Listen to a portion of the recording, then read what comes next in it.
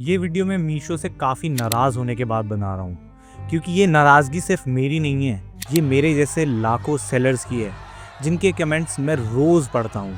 और सारे ही कमेंट्स मीशो के बारे में होते हैं। मीशो के डिलीवरी बॉय ने मेरे ओरिजिनल पैकेज चुरा लिया। मीशो के मेरे पास कॉल आ रहे हैं कि आप अपने प्रोडक्ट की प्राइसेस लो कीजिए वरना आपको ऑर्डर्स नहीं आएंगे। एक टाइम पे मीशो पे मेरे 1000 ऑर्डर आया करते थे एक दिन के, और अब सिर्फ 10-15 ही रह गए हैं। मैं लाखों रुपए की डेड इन्वेंट्री के साथ अटक गया हूँ। ऐसे ही मेरे पास हजारों इवेंट्स आते हैं और सभी मीशो से रिलेटेड होते हैं, पर मैं मीशो को डिफेंड कर करके अब थक गया हूँ, क्योंकि मीशो ने इस बार सही में कुछ सही नहीं किया है। मीशो ने ऐसी कुछ गलतियां कर दी हैं। मीशो ने एक ब्लंडर क्रिएट कर दिया है जिसमें अब सभी सेलर्स फंस चुके हैं, और इस ब्लंडर से निकलने का बस एक ही तरीका है, और वो भी सिर्फ मीशो के पास ही है। सभी सेलर्स मीशो की रियलिटी अब जानते हैं कि मीशो एक ऐसा प्लेटफॉर्म है जहाँ पे सस्ते प्रोडक्ट मिलते हैं और प्राइस वॉर कंटिन्यूसली चलता रहता है। आप जितना चाहें न्यू प्रोडक्ट लॉन्च कर लें, कोई ना कोई एक सेलर आएगा और प्राइस रिड्यूस करके सारे के सारे ऑर्डर कैप्चर कर लेगा। तो क्या यही एक रियलिटी रह गई है मीशो की? क्या मीशो अब एक ऐसा प्लेटफॉर्म बन के रह गया है जो सिर्फ और सिर्फ सस्ते प्रोडक्ट को ही प्रायोरिटी देता है? अगर आप भी इन सभी चीज़ों से जूझ रहे हैं, अगर आप भी मीशो से गुस्सा हैं और आप चाहते हैं कि इसके बारे में कोई सीरियस एक्शन लिया जाए, तो इस वीडियो को ज़्यादा से ज़्यादा शेयर करें, जिससे ये आवाज़, आपकी आवाज़, हमारी आवाज़ मीशो तक पहुँचे और मीशो कोई स्ट्रॉन्ग डिसीजन ले इसके खिलाफ। नहीं तो हम सभी को एक होना पड़ेगा। अगर आप मेरे साथ हैं इस जंग में मीशो के खिलाफ, तो नीचे कमेंट करें सुधर जाओ मीशो, और जितना हो सकता है इस वीडियो को शेयर करें, क्योंकि जब तक हमारी आवाज़ ऊंची नहीं उठेगी, मीशो को ये बात समझ में नहीं आएगी कि हम सेलर्स की ताकत क्या है। वरना यही सिलसिला हमेशा चलता रहेगा और एक बड़ा सेलर एक छोटे सेलर को किल करता रहेगा। आप खुद ही बताइए मीशो की मार्केटिंग क्या कहती है? जब भी मीशो अपने सप्लायर्स के लिए, सेलर्स को ऑनबोर्ड करने के लिए कोई भी एडवर्टीजमेंट बनाता है, तो वो यही दिखाता है कि मीशो एक छोटे सेलर की हेल्प कर रहा है, मीशो एक गांव के सेलर की हेल्प कर रहा है, मीशो एक छोटे दुकानदार की हेल्प कर रहा है। और आप इस बात को खुद सोचिए, क्या सही में मीशो पे उन्हीं के ऑर्डर आ रहे हैं जो एक छोटा दुकानदार है, या फिर उसके ऑर्डर आ रहे हैं जो एक मैन्युफैक्चरर है, जो ना सिर्फ मीशो से बल्कि होलसेल बिजनेस से, डिस्ट्रीब्यूशन बिजनेस से और अपनी रिटेल स्टोर से अर्न कर रहा है? तो आखिर में क्या हो रहा है? एक अमीर आदमी और अमीर बन रहा है, और हम जैसे, आप जैसे छोटे सेलर जो बड़ी ही उम्मीदों के साथ मीशो पे ऑनबोर्ड हुए हैं, उनका क्या? मीशो बिल्कुल नहीं सोच रहा उनके बारे में। मीशो सिर्फ अब अपने कस्टमर की तरफ देख रहा है, और देखे भी क्यों ना। मीशो पे कस्टमर बेस दिन पर दिन बढ़ता चला जा रहा है। मीशो पे एवरेज ऑर्डर इंक्रीज हो रहा है, customer life time value increase हो रही है। ये सारे ही metrics Meesho as a company के लिए बहुत ही अच्छे हैं, बट इसका डार्क साइड यही है कि आप जैसे और हम जैसे लोगों को इन सब चीज़ों को भुगतना पड़ रहा है, क्योंकि जितने भी मैन्युफैक्चरर पहले होलसेल में बेचा करते थे, वो ना सिर्फ अब होलसेल में बेच रहे हैं, वो डायरेक्टली मीशो पे सेल कर रहे हैं। आप किसी भी बड़े सेलर को उठा लीजिए, अगर उसके 1000-1500 डेली के ऑर्डर आते हैं, तो या तो वो बहुत ही लो प्राइस, लो मार्जिन पे प्रोडक्ट बेच रहा है, या फिर वो एक बड़ा मैन्युफैक्चरर है जो खुद इन हाउस सारी चीज़ें मैन्युफैक्चर करता है और होलसेल में प्रोडक्ट बेचता है और मीशो पे प्रोडक्ट बेचता है। अब आप बताओ, आप कैसे, आप जैसे और हम जैसे रिटेलर्स, होलसेलर्स कैसे इस मार्केट में सर्वाइव कर पाएंगे? मीशो ने प्लेटफॉर्म तो इजी बना दिया, बट मीशो ने सेलर्स के बारे में सोचना बिल्कुल बंद कर दिया है, बिल्कुल ही बंद कर दिया है। अगर आप इन लाखों सेलर्स के साथ हैं जो हमारे साथ खड़े हैं, अगर आप चाहते हैं एक मीशो पे चेंज लेके आना, तो आपको इस वीडियो को ज़्यादा से ज़्यादा शेयर करना पड़ेगा, और हम सब मिलके मीशो को फोर्स करेंगे एक नई पॉलिसी बनाने के लिए, जिससे छोटे सेलर को भी इक्वल अपॉर्चुनिटी मिल पाए जितनी अपॉर्चुनिटी एक मैन्युफैक्चरर को मिलती है। हाँ, 1000-1500 नहीं, पर कम से कम 50-100 ऑर्डर के लायक तो है ही एक छोटा सेलर, अगर वो डिसेंट प्राइस पे डिसेंट क्वालिटी का प्रोडक्ट सेल कर रहा है तो। पर नहीं, मीशो तो सिर्फ अपने एड्स को पुश करने में लगा हुआ है और लोगों के बीच में, सेलर्स के बीच में कंपटीशन क्रिएट कर रहा है, वो भी प्राइस वाला। बीच में इंटरप्ट कर रहा हूँ क्योंकि हमने हमारी account management service plus coaching service दोबारा से कुछ टाइम के लिए ओपन करी है और अभी भी उसमें कुछ स्लॉट्स खाली हैं। अगर आप इंटरेस्टेड हैं तो नीचे दिए गए व्हाट्सएप नंबर पर हमसे कांटेक्ट कर सकते हैं और मैं पर्सनली आपसे कनेक्ट करूंगा और आपके इश्यूज को रिजॉल्व करूंगा और आपकी ई कॉमर्स जर्नी में आपका साथ दूंगा। मैं मीशो के प्लेटफॉर्म को अदर प्लेटफॉर्म से कंपेयर नहीं करना चाहता, बट मुझे बहुत ही दुख हो रहा है क्योंकि मैं 6-7 साल से मीशो पे सेल कर रहा हूँ और देखते ही देखते मीशो की हालत बिगड़ती ही चली जा रही है। ये सिर्फ मेरी ही कहानी नहीं है, ये लाखों सेलर की कहानी है जिन्होंने एक टाइम पे मीशो पे बहुत ही अच्छा बिजनेस किया, जिन्होंने मीशो पे कभी कोई गलती नहीं करी, टाइमली डिस्पैच किया, प्राइस भी रिड्यूस करी, पर फिर भी मीशो पे ऑर्डर 0 हो गए।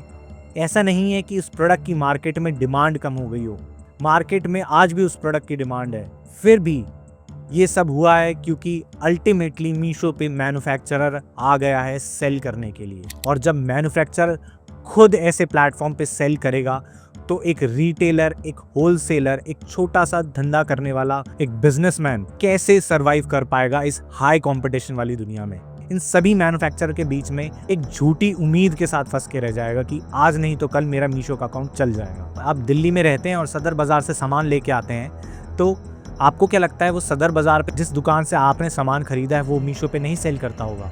उन्होंने भी अपना मीशो पे बिजनेस क्रिएट कर रखा है। मेरी राय में मीशो को एक ऐसी पॉलिसी लेके आनी चाहिए जिसमें एक कैटेगरी डिफाइंड हो, जिसमें मीशो डिफरेंशिएट कर पाए कि ये एक मैन्युफैक्चरर है और ये एक रिटेलर है, और मैन्युफैक्चरर एक रिटेल वाली प्राइस से नीचे नहीं सेल कर सकता। इससे रिटेलर और मैन्युफैक्चरर दोनों को ही फायदा होगा। रिटेलर को बिजनेस करने की अपॉर्चुनिटी मिलेगी और मैन्युफैक्चरर हाई प्रॉफिट मार्जिन पे अपना प्रोडक्ट सेल कर पाएगा। ये वाली सिचुएशन दोनों के लिए विन विन सिचुएशन है। पर सवाल ये है, क्या मीशो और मीशो की टीम में वो ह्यूमिलिटी है? क्या वो एम्पैथी है लोगों के लिए?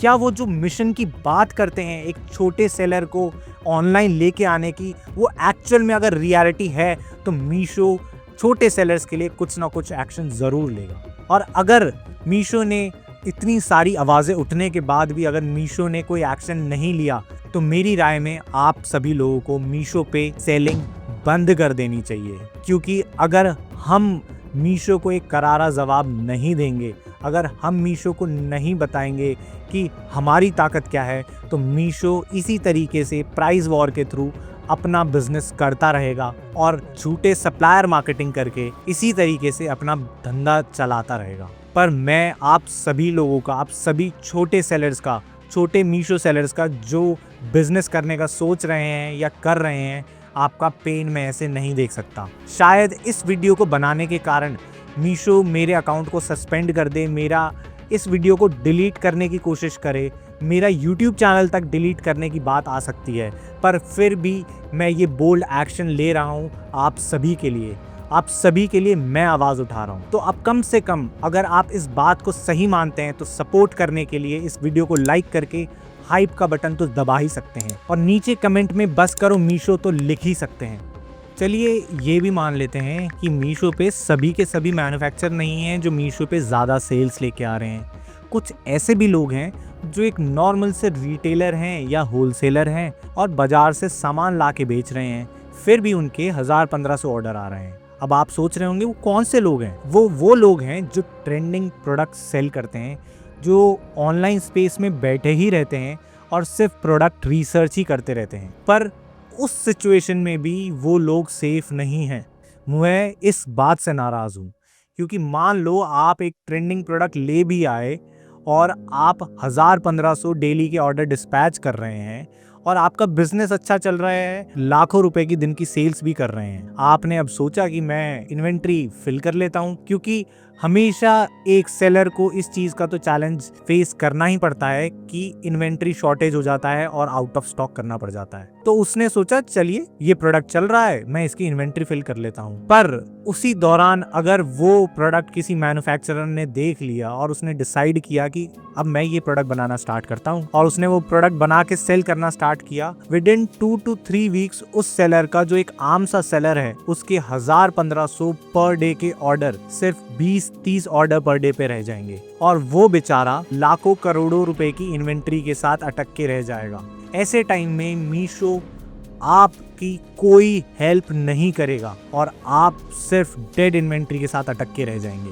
मीशो की डायरेक्ट गलती नहीं है, पर कहीं ना कहीं मीशो इस चीज़ को जानता है कि मीशो इस सिचुएशन को मैनेज कर सकता था। बस कुछ पॉलिसी, कुछ एल्गोरिदम में चेंज और थोड़ा सा कस्टमर के ऊपर पेन कि कस्टमर को लोएस्ट प्राइस पे एक बार में प्रोडक्ट नहीं मिल जाएगा, उसको थोड़ी सी रिसर्च करनी पड़ेगी, थोड़ा सा डिग डीप करना पड़ेगा, उसके बाद जाके ही उसको जो नया प्रोडक्ट लिस्ट हुआ एक मैन्युफैक्चरर के द्वारा वो विजिबल होगा।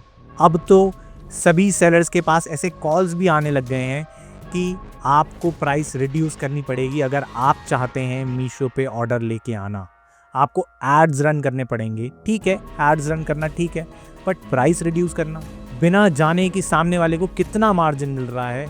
एक मीशो का एम्प्लॉय सामने वाले सेलर को बोल देता है कि आप प्राइस रिड्यूस कीजिए, और सामने वाला बेचारा सेलर वो 100 रुपये का प्रोडक्ट लेके आता है और 130 रुपये के सेटलमेंट पे सेल कर देता है, और उसके 20% कस्टमर रिटर्न आ रहे हैं। फिर भी उसको बोला जाता है कि आप इसे 110 रुपये में सेल कीजिए। क्या ये सही है? क्या 10 रुपये के मार्जिन में वो अपने सारे खर्चे निकाल लेगा? क्या वो अपना रिफंड का कॉस्ट भी निकाल पाएगा? क्योंकि मीशो का प्लेटफॉर्म तो रिटर्न लेते टाइम बिल्कुल भी ज़्यादा क्वेश्चंस नहीं पूछता, वो तो सीधा रिटर्न कर देता है। प्रोडक्ट चाहे कितना ही खराब, कितनी ही गंदी कंडीशन में क्यों ना हो, एक कस्टमर प्रोडक्ट को इजीली रिटर्न कर सकता है। और मैं ये जानता इसलिए हूँ क्योंकि मैं खुद एक कस्टमर हूँ और मैंने सिर्फ टेस्ट करने के लिए ऐसा किया हुआ है, और वो बिना किसी इशू के रिफंड हो जाता है। और अंत में किसका लॉस होता है? सप्लायर का। तो फिर लोग सेल कर ही क्यों रहे हैं जब इतना ही लॉस झेलना है? तो अगर आपकी भी ऐसी कोई कहानी है तो आप भी अपनी कहानी नीचे कमेंट बॉक्स में ज़रूर बताएं, और ज़्यादा से ज़्यादा नीचे कमेंट करें, क्योंकि हमें इस वीडियो को मीशो की कोर टीम मेंबर तक पहुंचाना है। हमें मीशो पे एक चेंज लेकर आना है, क्योंकि मीशो बहुत ही अच्छा प्लेटफॉर्म है। बस मीशो को थोड़े से रूल्स बेंड करने की ज़रूरत है उन छोटे सेलर्स के लिए जिनके लिए मीशो ने ये प्लेटफॉर्म बनाया था। अंत में मैं बस इतना ही कहना चाहूँगा, अगर मीशो इस टाइप की किसी भी तरीके की पॉलिसी को ले आता है तो मैं और मेरे जैसे लाखों करोड़ों छोटे सेलर्स मीशो के बहुत ही आभारी रहेंगे कि मीशो ने हमारी बात सुनी, और मीशो एक्चुअली में छोटे सेलर्स के लिए इस प्लेटफॉर्म को बना रहा है, जो छोटे छोटे गांव, छोटे शहरों और कस्बों से इस बिजनेस को करने की कोशिश कर रहे हैं, जो इस रैट रेस से निकल के एक्चुअल में ऑनलाइन स्पेस में बिजनेस करने की कोशिश कर रहे हैं। और अगर ऐसा हो जाता है तो मीशो से बेस्ट प्लेटफॉर्म फिर कोई नहीं होगा, और कोई सा प्लेटफॉर्म मीशो को बीट नहीं कर पाएगा अगर मीशो वो करता है जो मीशो ने कहा था, जिस चीज़ का हम सभी से वादा किया था, एक छोटे सेलर को ऑनलाइन लेके आने का और उसे एक प्रॉफिटेबल बिजनेस रन करवाने का। जय हिंद, जय भारत।